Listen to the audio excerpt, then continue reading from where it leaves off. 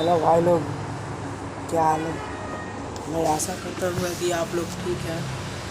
जो मेरा स्टूडियो खुलने वाला है, मेरा स्टूडियो जो जगदीशपुर में किसी कारण से नहीं खुल पाया, तो मैंने सोचा कि अपने घर पे उसके बाद मिलने के बाद देखा जाएगा।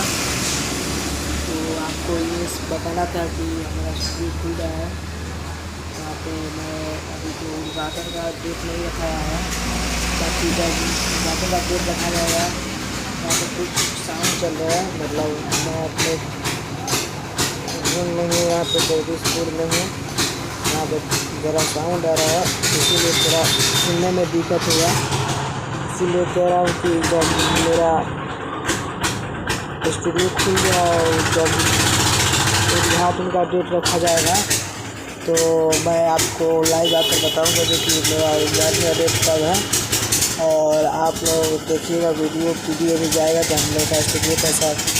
और इस दिन भाई 1 माह के लिए जो कोई ऑफ़र आएगा तो उस दिन देखिएगा। तो चलिए भाई लोग, मैं आशा करता हूँ कि आप लोग जान गए होंगे मेरा स्टूडियो जो खालवा देरी जगदीशपुर बेतिया ज़िला का है।